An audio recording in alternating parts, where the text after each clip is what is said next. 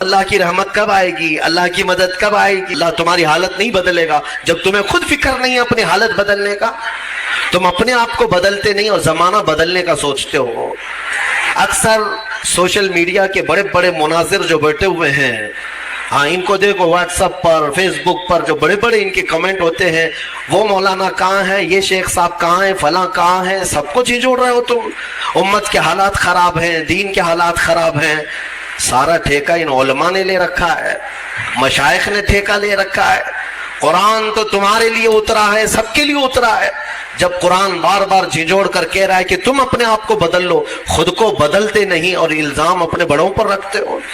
یہی مکہ کے جاہل کیا کرتے تھے، یہی پہلی امتوں کے جو جاہل ہوتے تھے وہ یہی کرتے تھے۔ خود کو بدلنا نہیں ہوتا تو اپنے بڑوں کو کوستے رہتے تھے، ان کی وجہ سے ہم ایسے ہیں۔ وہ لوگ ہی نہیں کر رہے ہیں، مولانا لوگ کچھ بھی نہیں کر رہے ہیں، مشائخ کچھ بھی نہیں کر رہے ہیں۔ میرے عزیزو، یہ بولنا اب ختم کر دیا جائے۔ کیا تمہارے لیے شریعت واضح موجود نہیں ہے؟ رسول پاک صلی اللہ تعالیٰ علیہ وسلم کی سیرت آج تک تم نے کبھی سنا نہیں ہے؟ سنے ہو، لیکن اپنے اندر جھانک کر کے دیکھو اب تک عمل کتنا کیا، حضور کے راستے پر اب تک کتنا آئے، پھر بعد میں دوسروں تک انگلی اٹھانا۔ قرآن یہ کہتا ہے کہ اللہ تعالیٰ اس وقت تک تمہاری حالت نہیں بدلے گا جب تک تم خود اپنی حالت نہیں بدلتے۔ اس پر میں ایک واقعہ عرض کرتا ہوں۔ بغداد مقدس میں ایک بڑے بزرگ تھے، محمد جام رضی اللہ تعالیٰ، بڑے پائے کے بزرگ ہیں، صاحب کرامت بزرگ گزرے ہیں۔ یہ وہ دور تھا جب ہلاکو بادشاہ پوری دنیا میں اپنی درندگی پھیلا چکا تھا، جہاں جاتا تھا قتل عام کرتا تھا، یکے بعد دیگرے وہ ملک فتح کر رہا تھا، لاشوں کے انبار لگا رہا تھا۔ ہلاکو نام سنا ہوگا آپ نے، بڑا ظالم بادشاہ۔ اور یہ جنگ کرتے کرتے جب اس کا ٹارگٹ بغداد ہو گیا، بغداد اس وقت مرکز اسلام کہلاتا تھا، علماء دین وہاں پر کثرت سے ہوا کرتے تھے، علم کی بڑی بڑی درسگاہیں وہاں پر موجود تھی، دانشور وہاں موجود تھے، صوفیہ موجود تھے۔ تو بغداد میں بڑی بڑی پرانی تاریخی کتابیں موجود تھیں۔ بغداد کو اس نے ٹارگٹ بنایا، ٹارگٹ بنا کر اپنی فوج لے کر وہ بغداد پر چڑھائی کرنے کے لیے نکلا۔ تو بغداد سے کافی فاصلے پر پڑاؤ کیا، ابھی کافی دور تھا، اور اس نے اپنے 2 سپاہیوں کو بھیجا کہ بغداد کا معائنہ کر کے آؤ۔ تو اس کے سپاہی جب بغداد کے لیے نکلے تو لوگوں میں ہلچل مچ گئی، بہت سنسنی پھیل گئی کہ ہلاکو قریب آ چکا ہے اور بغداد کو تباہ کرنے والا ہے، کیونکہ سب تباہیاں انہوں نے دیکھ لی تھی۔ ہلاکو نے کیا کیا، کون کون سے شہر برباد کیے، کتنوں کا قتل عام کیا، وہ سب کو پتا تھا۔ تو بغداد کے اکثر لوگ دوڑے دوڑے حضرت محمد جام کے پاس آئے تاکہ آپ ہمارے رہبر ہیں، آپ ہمارے رہنما ہیں، اللہ والے ہیں، ہمیں بچا لیں، آپ دعا کریں۔ ہلاکو جیسا ظالم بغداد پر ٹوٹ پڑا ہے۔ وہ اس وقت بیٹھے ہوئے تھے، ان کے ہاتھ میں کھٹوری تھی۔ آپ نے وہ کھٹوری کو یوں پلٹ دیا اور کہا جاؤ اللہ حفاظت فرمائے۔ لوگ چلے گئے۔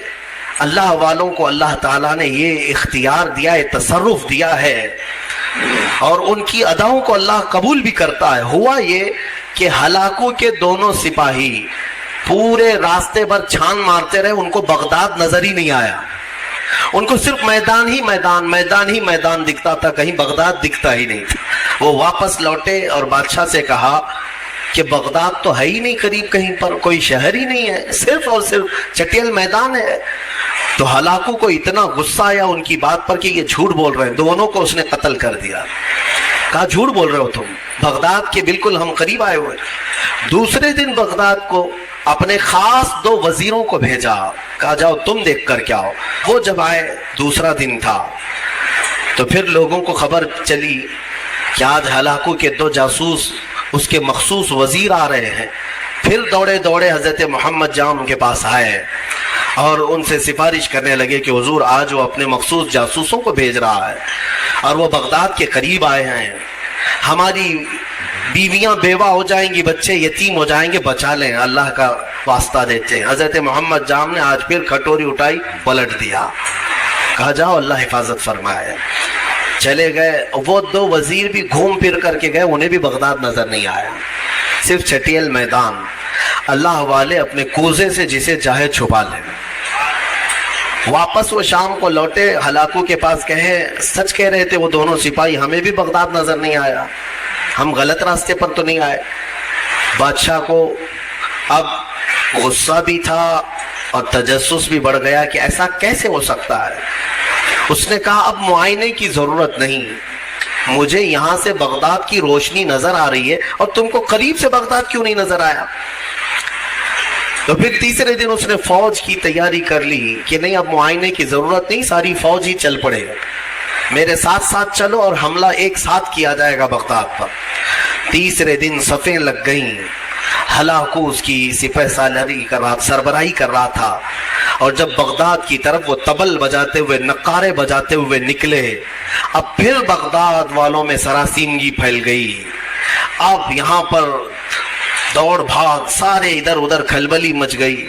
پھر دوڑے دوڑے حضرت محمد جام کے پاس آئے، ایک بڑا مجمع آیا، سب رونے لگے، کہا کہ حضور بچا لیں بغداد کو، یہاں امانتیں ہیں بزرگوں کی، یہاں مسلمانوں کا مرکز ہے، بچا لیں۔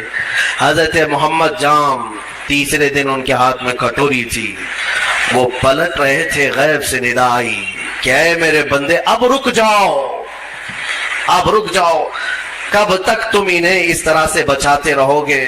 انہوں نے اب تک اپنی حالت نہیں بدلی، ان کو اپنی حالت پر چھوڑ دو۔ حضرت محمد جام کو حکم ہوا، غیب سے ندا آئی، انہوں نے وہ کھٹوری چھوڑ دی، نہیں پلٹا۔ پھر اس کے بعد ہوا یہ کہ ہلاکو بغداد میں داخل ہو ہی گیا اپنی فوج کو لے کر، اور ایسی تباہی مچائی، ایسی تباہی، اللہ کی پناہ، 1 مہینے تک بغداد میں صرف چیخ ہی چیخ تھی، آوازیں ہی آوازیں تھی، جس طرف سے گزرتے لاشوں کا انبار تھا، گھر بار جلائے جا چکے تھے، اسلامی ذخیرہ جو لائبریریاں تھیں وہ جلا کر راکھ کر دی گئی، دریائے دجلہ کا پانی پورا خون سے لال ہو گیا تھا، اور گھوڑے دوڑتے تھے بغداد کی گلیوں میں تو مسلمانوں کے خون سے گھوڑوں کے ٹاپ بھیگ جاتے تھے۔ اتنا قتل عام کیا، مسجدیں تخت و تاخت و تاراج ہو گئیں، وہاں کی بلند و بالا پرشکو عمارتیں تباہ و برباد کر دی گئی، علماء کو قیدی بنایا گیا، نہ جانے کتنی تباہی ہوئی، اس کا بیان کرنا بیان سے باہر ہے۔ میرے عزیزو، یہ تباہی تاریخ کی داستان بن گئی، آج بھی تاریخ اٹھاؤ گے تو ہلاکو کے بغداد کی تباہی کی داستانیں تمہیں بہت جلی حرفوں میں نظر آئیں گی، لیکن کہنا یہ چاہتا ہوں کہ اس تاریخ میں چھپا ہوا یہ واقعہ ہمیں جھنجھوڑتا ہے۔ اللہ والے بھی، اولیاء کرام بھی اس وقت تک بچاتے رہتے ہیں جب تک تمہارے سدھرنے کی امید ہو، پھر ایک وقت ایسا آتا ہے کہ مولا تعالیٰ خود منع کر دیتا ہے کہ اے میرے محبوب بندو، ان کی حفاظت بھی مت کرو، ان کو اپنے حال پر چھوڑ دو۔ اے غیور مسلمانوں، میں تمہیں بیدار کرتا ہوں۔ اسی لیے زمانے ماضی کے کچھ شاعروں نے یہ کہا تھا، جگہ جگہ کے تھک چکے ہیں تمہیں یہ ہنگامے، اٹھو نشاط لذت خواب گراں بدل ڈالو۔ ہاں، غلط روی سے منازل کا بعد بڑھتا ہے، مسافروں رویش کارواں بدل ڈالو، اٹھو اگر نہ حشر نہ ہوگا پھر کبھی، دوڑو کہ زمانہ چال اپنی چل گیا۔ آج تمہیں پتا ہے تمہاری تباہی کے منصوبے، اس کے تانے بانے پورے بنے جا چکے ہیں، تمہارے خاتمے کی منصوبے مکمل کیے جا چکے ہیں، اور تم آپس میں یہاں گتھم گتھا ہو۔ تم یہاں پر اب تک اپنے تاش کے پتے چھوڑنے کو تیار نہیں، تمہارے شراب کی دکانیں بند نہیں ہو پاتی، تمہارے نشے کی عادتیں ختم نہیں ہو پاتی۔ کہاں گیا وہ غیور نوجوان؟ جب میرے آقا صلی اللہ تعالیٰ علیہ وسلم تنہا آواز دیتے تھے تو سہاگ رات چھوڑ کر کے حنظلہ جیسا جوان بھی میدان میں آتا تھا، اپنی آج کی دلہن کو چھوڑ کر نکل آتا تھا۔ کہاں گیا وہ ہمارا نوجوان؟ بوڑھے بھی اپنے وقت میں، تمہیں پتا ہے بدر کی رات کو دوسرے دن جانا ہے، مدینے کے ایک گھر میں باپ اور بیٹے میں جھگڑا ہو رہا ہے۔ کس بات پر؟ بیٹا کہتا ہے میں رسول پاک کے ساتھ جاؤں گا، باپ کہتا ہے نہیں میں جاؤں گا، دونوں میں جھگڑا ہو رہا ہے، اور دونوں نے حضور پاک صلی اللہ تعالیٰ علیہ وسلم کے پاس شکایت کی کہ آقا آپ فیصلہ فرما دیں کون جائے گا۔ بیٹا کہتا ہے یہ باپ میرے بوڑھے ہو چکے ہیں، انہیں گھر سنبھالنے دیں۔ بوڑھے کہتے ہیں نہیں میرا حق زیادہ ہے، میں عمر والا ہوں، اس کا تجربہ کم ہے، میں آپ کے ساتھ جاؤں گا۔ یہ کھیلنے کے لیے مقابلہ نہیں ہو رہا ہے، جان دینے کے لیے مقابلہ ہو رہا ہے، گردنیں لے کر کے نکلنے والا ہے۔ حضور پاک نے فرمایا قرآن اندازی کر لو، कुरान दाजी कर लो, नाम निकालो। कुरान दाजी की गई तो बेटे का नाम निकला। बाप ने कहा मैं ये कुरान नहीं मानूंगा, और एक बार कुरान करो। दोबारा कुरान दाजी की गई, फिर जवान बेटे का नाम निकला।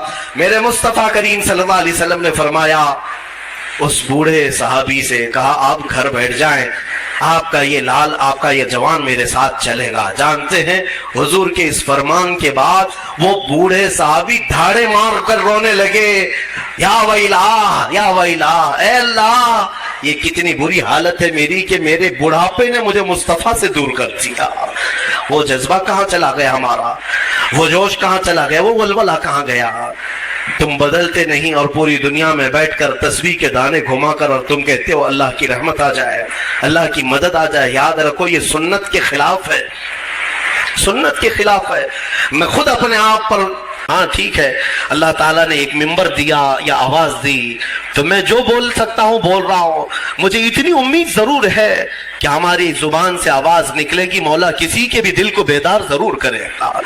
बेदार तो होंगे, लेकिन साथ में मुझे इस बात का अफसोस होता है कि आज हमारे हालात ऐसे हैं कि कमरे में बैठकर डिस्कस कर रहे हैं, व्हाट्सएप पर बैठकर चैटिंग कर रहे हैं, एक जगह की दूसरे जगह की वीडियो वायरल करते हैं कि देखो फलां जगह ऐसी आतंक मचाई जा रही है, ऐसे किया जा रहा है। ये सारा का सारा इंतजाम तो तुम व्हाट्सएप पे कर रहे हो, तुम्हारी सारी तैयारी तो सिर्फ फेसबुक पे है।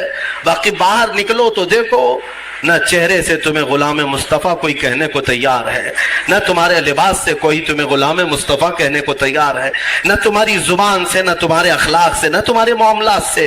गुलाम मुस्तफ़ा वो होता था कि वो रास्ते पर चले तो उसका रौब ऐसा तारी होता है कि अच्छे अच्छों की आंखें नीचे गिर जाएं, आंखें नीचे हो जाएं। नबी अकरम सल्लल्लाहु ताला अलैहि वसल्लम की गुलामी को तुम हल्का समझते हो। कुरान सच कह रहा है, इन्नल्लाह ला युगय्यिरु मा बिकौमिन हत्ता युगय्यिरु मा बिअनफुसिहिम। बेशक अल्लाह ताला उस वक्त तक किसी कौम की हालत नहीं बदलता जब तक उस कौम को खुद अपनी हालत बदलने की फिक्र ना हो। बहुत तेजी से दिन बदले हैं मेरे अजीज हो, हमारी आंखों के सामने बदले हैं। मैं ये नहीं कह रहा बदल रहे हैं, बदल चुके हैं। आज